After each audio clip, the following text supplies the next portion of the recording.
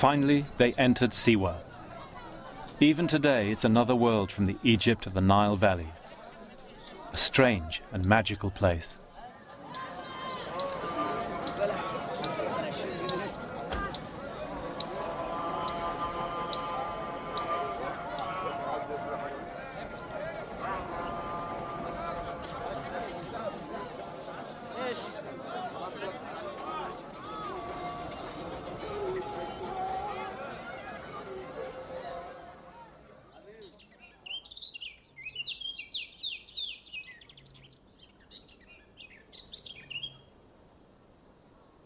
Siwa stands in the middle of the desert, but it's wonderfully fertile, miraculously so.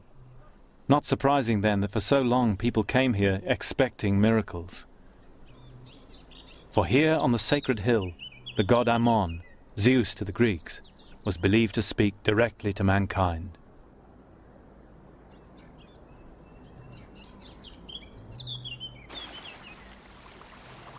Alexander and his friends approached on the sacred way. They refreshed themselves in a pool known as the Spring of the Sun. It's still here.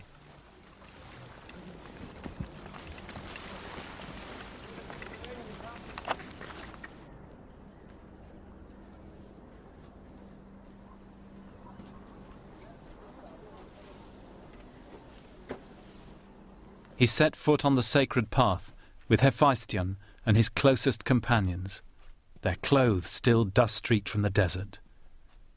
And what did he want to hear from the oracle? Arian says his burning desire was not to ask about his future fate, but to find out who his father really was.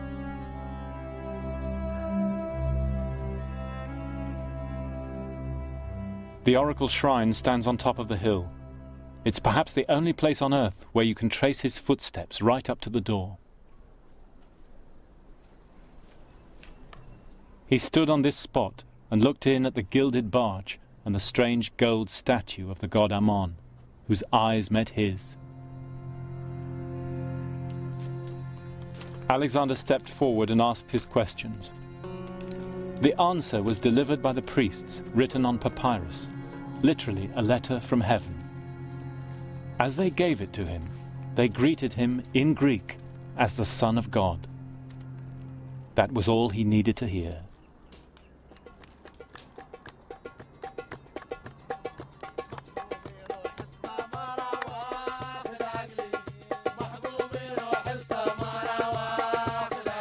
I imagine Alexander and Hephaestion and their friends celebrated that night. Like all Macedonians, they loved a good party. But was it all just a piece of cynical manipulation to legitimize him in Egyptian eyes? To this day, no one knows.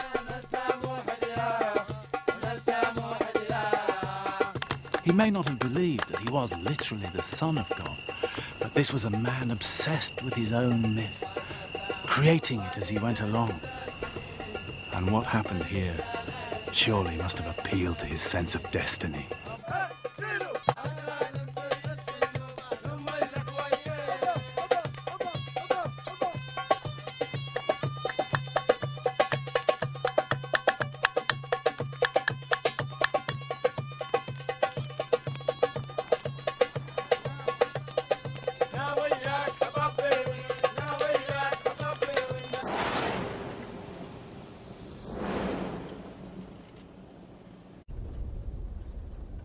Alexander now hurried back to rejoin the army.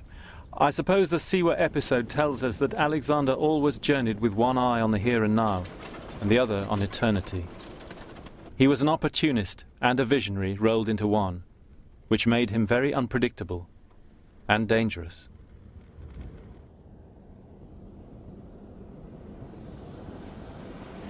I think he took the direct route east to the Nile, an epic journey in its own right.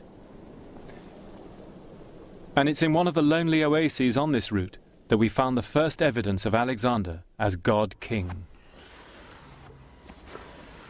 As far as you can see, because it's mostly damaged, you will see the inscription here is badly eroded.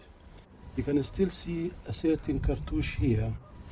The cartouche is that oval shape that contains the name of an Egyptian king. And of course, Alexander, he is being considered an Egyptian king. It would have what we call sari, that's the goose, that represents the sign. Yes. There's his head, his neck and his Yes. head, yeah. And then the sign of the sun would have been here on top of it.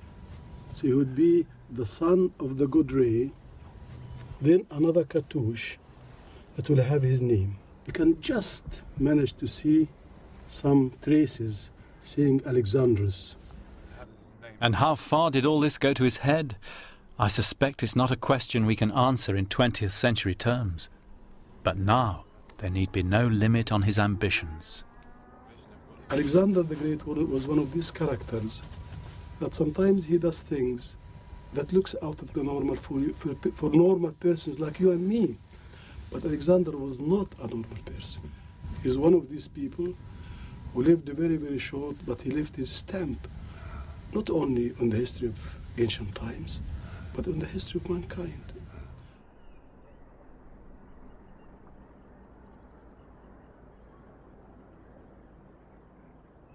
Soon, on the walls of the greatest Egyptian temples, he would be shown like the pharaohs of the past, the successor of Khufu, Seti, and Ramses the Great.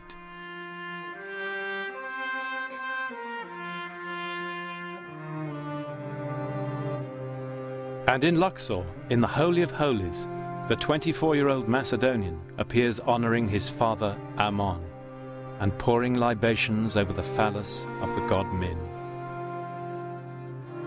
Son of Ammon, beloved of Ra, king of the two lands, Alexander. He'd come a long way from his rugged northern land, but he'd only just begun. Ahead lay Persia.